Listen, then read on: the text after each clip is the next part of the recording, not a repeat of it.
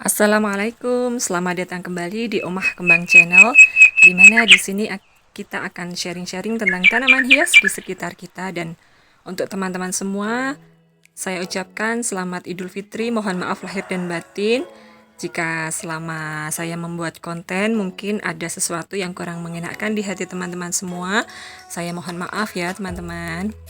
Oke, dan di hari ini saya akan mencoba sedikit mereview tentang tanaman hias Epischia green.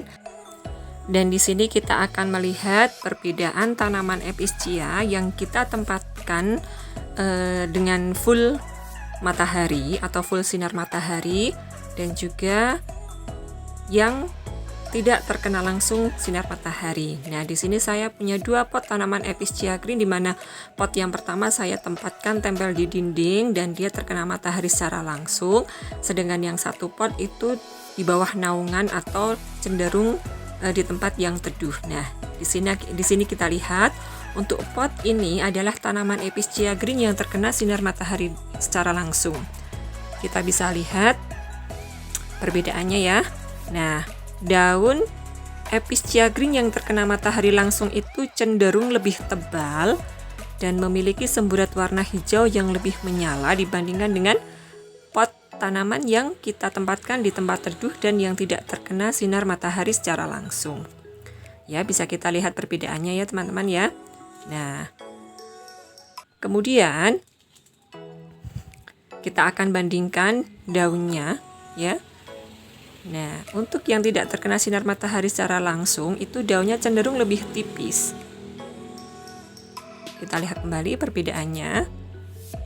Ya, kemudian untuk tanaman Epischia yang terkena sinar matahari secara langsung itu sulurnya tidak terlalu banyak dan tidak terlalu panjang, karena pertumbuhannya lebih fokus ke daunnya.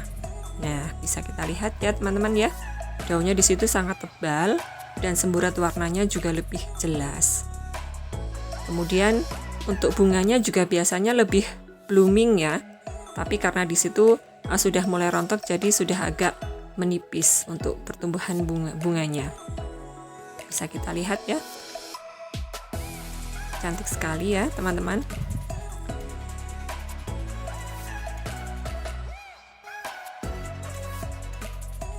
Dan kita akan bandingkan kembali dengan tanaman Epischia yang kita taruh di tempat yang lebih teduh, di mana Epischia ini terlihat memiliki batang daun yang lebih memanjang juga dibandingkan dengan tanaman Epischia yang terkena sinar matahari secara langsung.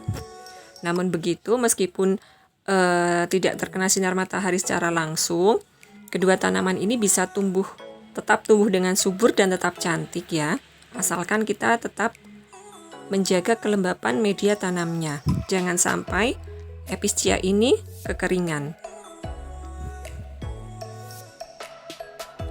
Nah, dan ini adalah contoh tanaman Epischia green saya yang saya tempatkan di bawah naungan ya.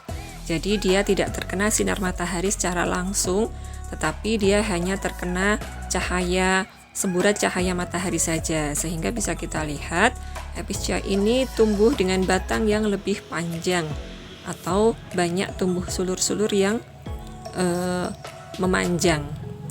Seperti itu teman-teman. Bisa kita lihat ya. Namun tetap cantik, tidak masalah juga kita tempatkan di tempat yang teduh.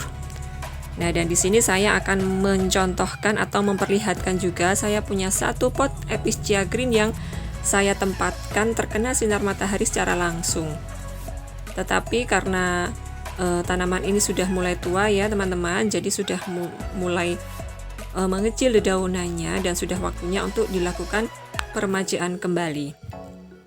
Nah, di sini saya mencontohkan saja bahwa tanaman hias yang Epischia green yang kita tempatkan terkena sinar matahari secara langsung itu biasanya tidak banyak sulur bermunculan.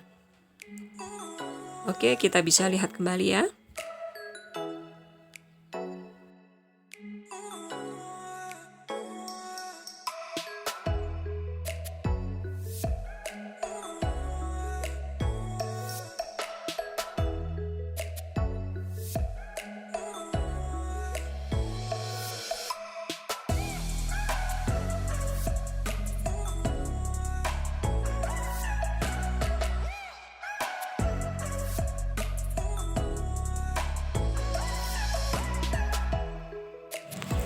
Dan untuk tanaman epicea ini termasuk mudah dalam segi perbanyakannya.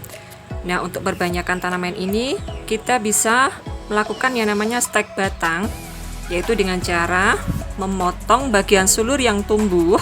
Nah, bisa kita lihat contohnya di situ. Nah, itu adalah salah satu contoh sulur yang tumbuh dari tanaman ini. Kita bisa memotongnya di bagian batang tersebut, ya.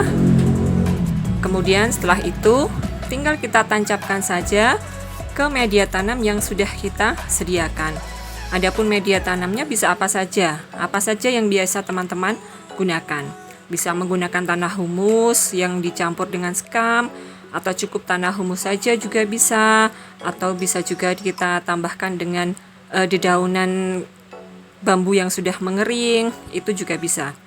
Nah, dan ini saya punya contoh perbanyakan epicea green yang sudah saya tanam sekitar 1 bulan yang lalu. Mungkin di video sebelumnya teman-teman bisa melihat ya bagaimana cara saya memperbanyak epicea ini. Nah, dan ini adalah hasilnya. Cukup subur, dan nanti setelah tumbuh semakin besar, kita bisa memindahkannya ke pot yang lebih bagus dan tinggal kita pajang atau kita tempatkan di tempat-tempat yang sekiranya pas untuk pertumbuhan epicea ini. Nah, untuk epicea yang baru saja kita tanam, jangan langsung ditaruh di tempat yang terkena sinar matahari secara langsung ya teman-teman, tapi kita taruh di tempat yang teduh terlebih dahulu.